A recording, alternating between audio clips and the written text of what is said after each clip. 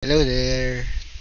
3:58 PM yan ng hapon at tara mag lunch tayo. This is my breakfast and lunch. Yan, breakfast and lunch. And merienda na rin, rolled into one. Yan, maraming salamat sa pagkain na to. At tara, kain tayo. Ano to shawarma rice. Kasi meron ako nakitang nagtitinda doon sa malapit sa eskwelahan sa amin. Tapos yan, bagong parang mga kiosk. Parang may food bazaar, tama ba yun? Parang may food festival sila dito sa malapit sa my school sa amin. Tapos yun, nakita ko may nagtitinda ng shawarma rice. Kaya yan, sinubukan ko. 70 pesos yung shawarma rice nila. Tara, kain tayo.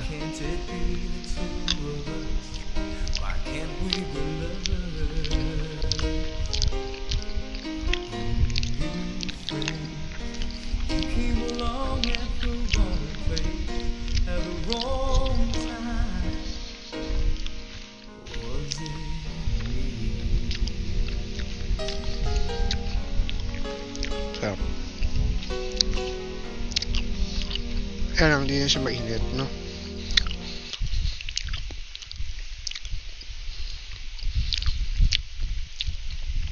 Hindi na siya mainit, pero dapat pala ininit ko.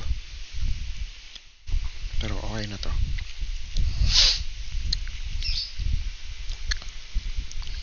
Dati nung nag-work pa ako sa call center,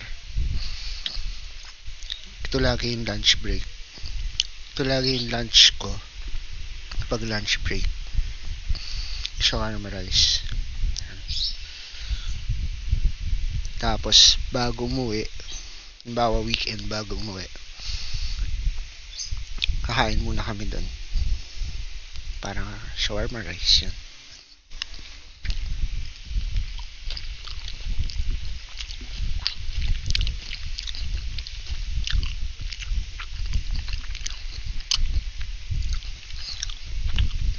Wala na yung kinakainan namin noon sa ano yan sa may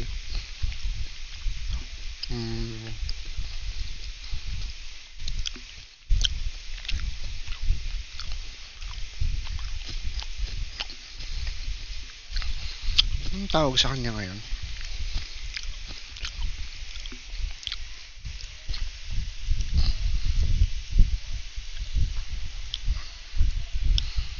Malapit siya sa sa Shangri-La Mall. EDSA Square dati ang tawag doon. Hindi ko alam kung anong tawag na ngayon doon Iba na siya Parang mall na rin yata, pero nakalimutan ko na ang tawag sa kanya. Greenfields ba?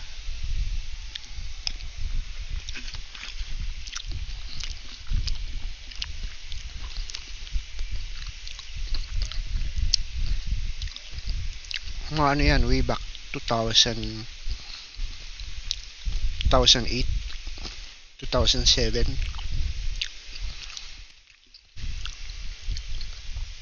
Hindi pa kayo pinapanganak nun. Hindi pa kayo pinapanganak siguro.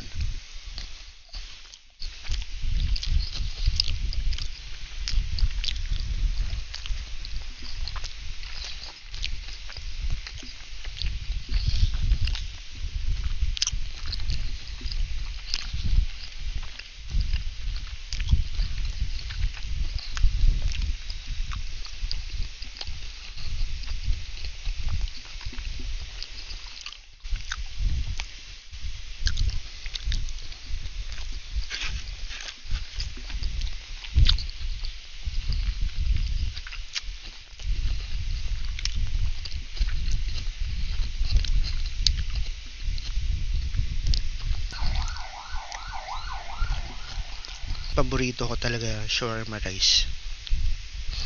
Naalala ko noon nung nagpunta kami noon sa hindi yata first time yun, pero Hindi ko alam kung pang ilang beses nagpunta kami sa UPLB. Binisita namin yung isang co-streamer, si Miss Rin. Kung naalala niyo si Miss Rin, nag-stream siya dati sa may Blue Platform. Yan. Taga ano kasi yun taga UPLB. Tapos kumain kami sa Big Belly ba yun? Big Bellies. Basta parang siyang restaurant sa loob ng UPLB campus. Yan. Tapos naalala ko, in-order ko rin dun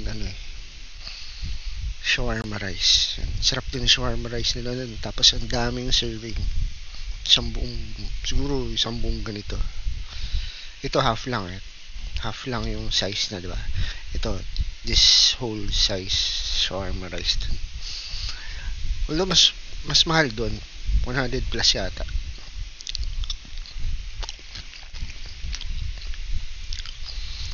Nag-flicker yung isa kong monitor. Kaya ako nagtataka yun, baka nag-iiba yung lighting ng video dahil nag-flicker yung isa kong monitor, yung right side. Ito. Right side.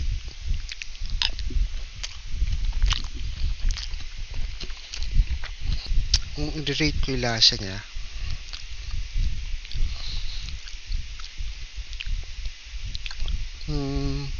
seven or 8. 7 or 8.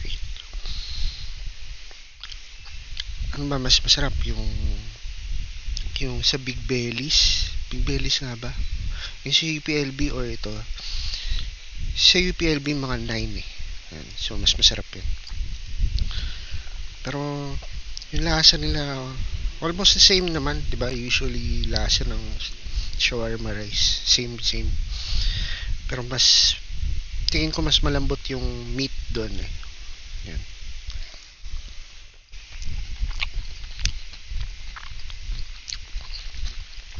Pero malambot na yung meat nito, malambot din.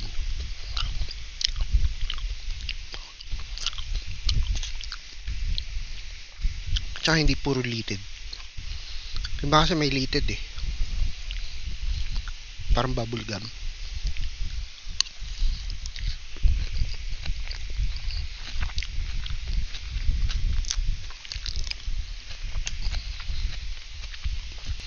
Sarap yung sauce niya, yung cheese. Ano yun? Ang tawag din sa sauce na yun, garlic cheese, garlic mayo. Basta yung white sauce niya, tapos parang may cheese sauce pa siya meron pang spicy sauce.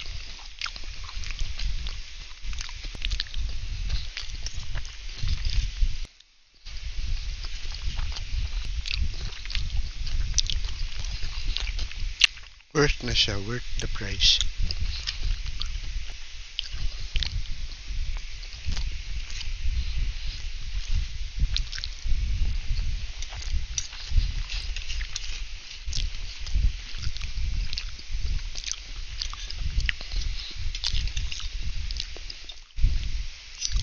Solve. Solve. Babalikan ko ba? Worth ba siya balikan? Worth naman siya. Worth balikan, worth the price. Kaya lang, mas masarap talaga pag mainit. So, yun ang aking brunch for today. Maraming salamat sa panood. At hanggang sa muli. Bye-bye.